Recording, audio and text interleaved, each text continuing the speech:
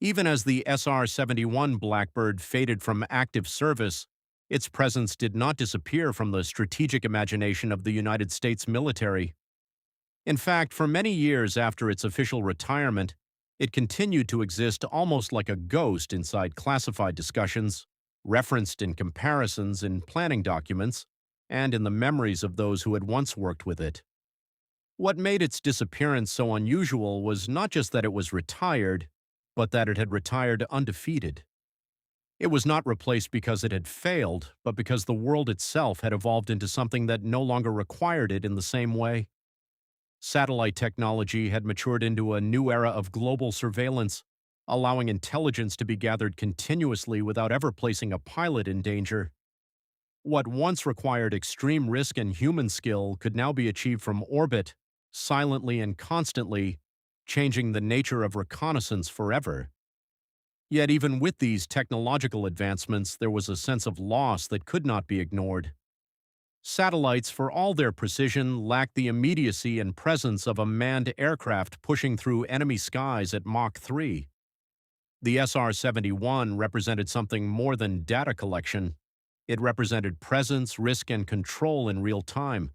It represented a human being physically entering hostile territory, executing a mission, and returning alive with information that could alter the course of global decisions. That element of direct confrontation with danger could not be replicated by machines in orbit, no matter how advanced they became. As the aircraft was gradually phased out, those who had flown it or maintained it often described a feeling that was difficult to put into words. It was not simply the end of a program, but the end of an era where engineering was pushed to its absolute physical limits for the sake of survival and intelligence. The SR-71 was not just fast. It was an engineering contradiction that had been made real. It leaked fuel on the ground, yet became perfectly sealed at high speed. It was vulnerable when stationary, yet untouchable in motion.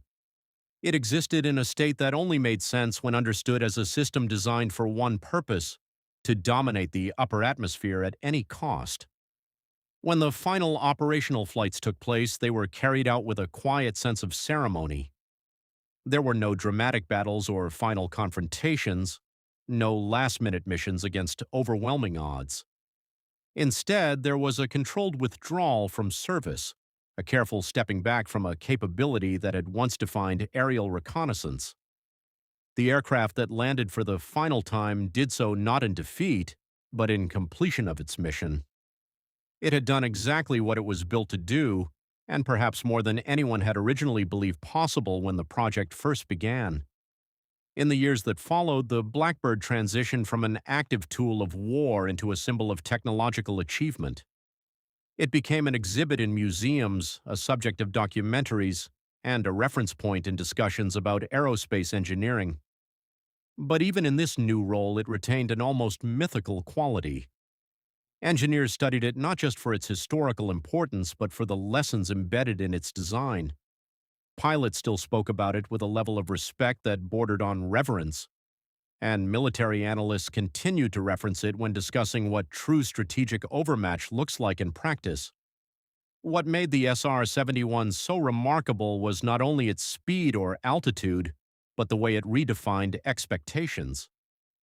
Before its existence, it was widely assumed that every aircraft could eventually be intercepted if enough resources were dedicated to the task. The Blackbird challenged that assumption completely. It demonstrated that there could exist a system so fast, so high, and so carefully designed that interception was no longer a matter of probability, but of physical impossibility under operational conditions. It forced adversaries to reconsider not just their tactics, but their entire understanding of air defense itself. Even Soviet records and recollections, later made public after the Cold War, reflected a mixture of frustration and reluctant admiration. Radar operators knew when it was overhead. Missile crews followed procedures as trained. Interceptors launched as expected, but results rarely changed. The aircraft passed through their defensive systems like a fixed point of failure in the logic of interception. It was not that the systems were ineffective, it was that they were never designed for something operating at that extreme edge of performance. The Blackbird exploited a gap in physics as much as in strategy. For the pilots who had flown it, the experience remained something beyond conventional explanation. Many of them described the sensation of flying at Mach 3 as something that altered their perception of distance, time, and even responsibility. At those speeds, decisions were not reactive but predictive. There was no room for hesitation, no margin for uncertainty. Every action had to be precise, every system monitored continuously, every parameter understood in real time. It was not just flying, it was sustained control at the edge of human endurance. Looking back, the SR-71 Blackbird can be seen as one of the clearest expressions of Cold War logic taken to its absolute extreme. It was built in response to fear, but it operated with confidence. It was designed in secrecy, but executed missions over the most sensitive territories on Earth. It existed in a space where engineering, geopolitics, and human courage intersected in a way that has rarely been replicated since.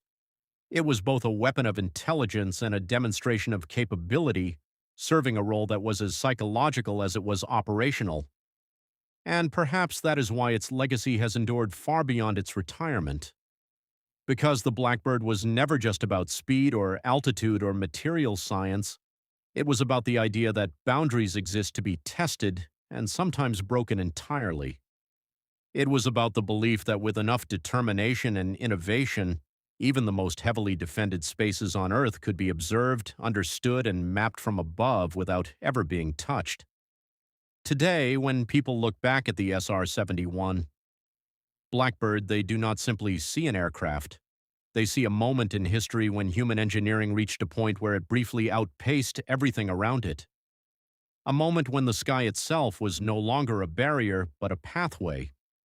And even now, long after its engines have fallen silent, it continues to represent something rare in modern history, a machine that was not just built to participate in a conflict, but to redefine what participation meant.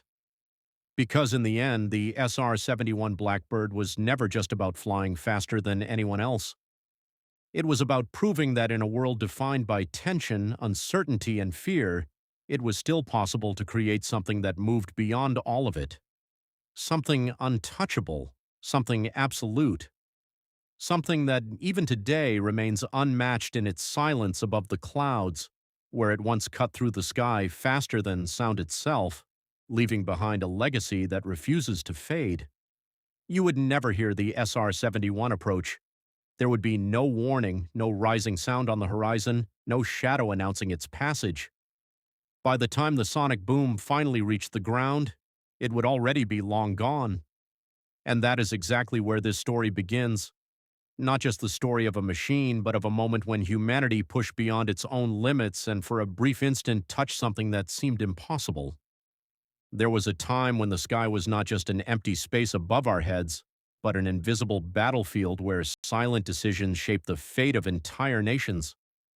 In this environment of constant tension, where every movement had to be calculated and every mistake could cost more than anyone was willing to pay, something emerged that should not have existed, yet it did. An aircraft that did not simply fly, but challenged the very logic of physics itself. A presence that crossed borders without asking permission, without being stopped, without even being caught. Even after its official retirement, the impact of this creation never truly disappeared.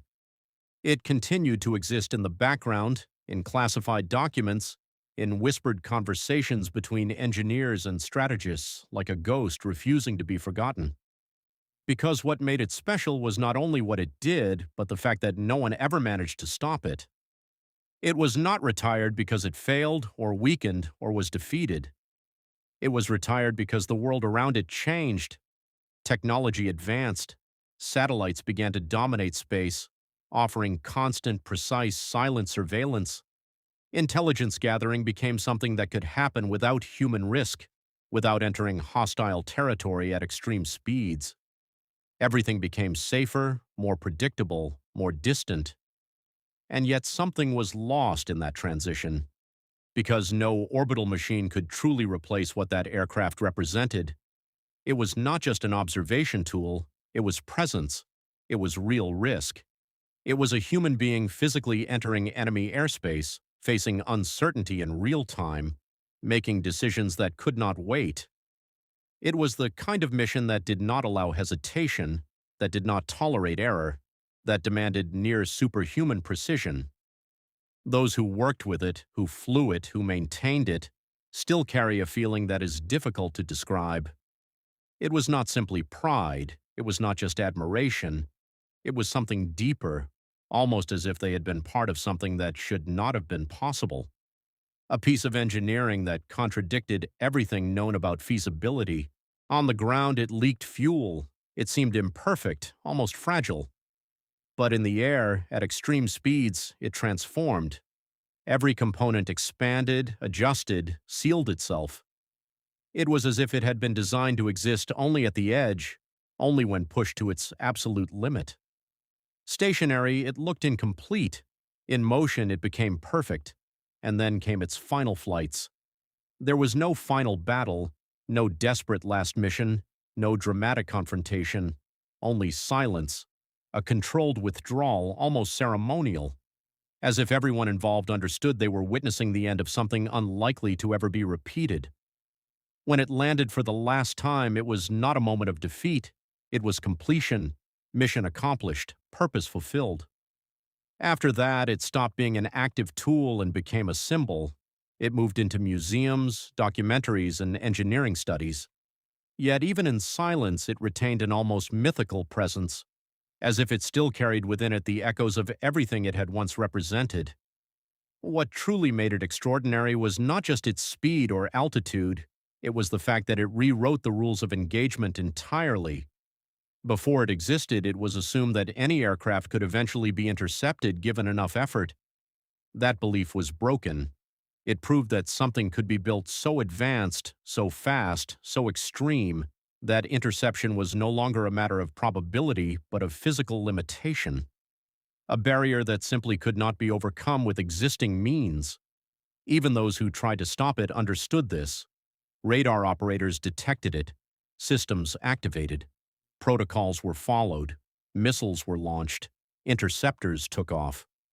Everything functioned exactly as intended, except the outcome. Because no matter the effort, no matter the strategy, no matter the technology available, it was already gone.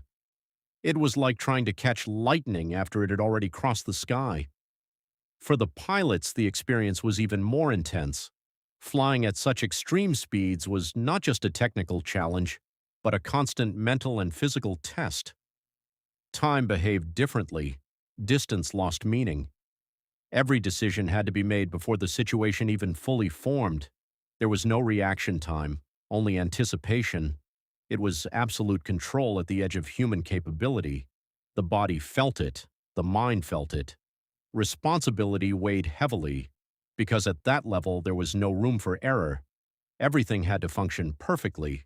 And most of the time, it did. Looking back, it becomes clear that this machine was more than a product of its era. It was the purest expression of a time defined by tension, competition, and rapid advancement. A moment when fear drove innovation, but confidence in human capability produced extraordinary results. It existed at the intersection of engineering, strategy, and courage, a rare point where everything aligned to create something that exceeded not only technical limits but conceptual ones. And perhaps that is why its story still survives. Because it does not represent just speed, it does not represent just technology, it represents an idea. The idea that limits can be tested, that the impossible can be challenged. That with enough vision and determination, it is possible to create something that completely redefines what we believe is achievable. Today, when we look back at it, we do not see just an aircraft. We see a milestone, a frozen moment in history when humanity moved beyond what was expected, a moment when the sky stopped being a barrier and became a pathway.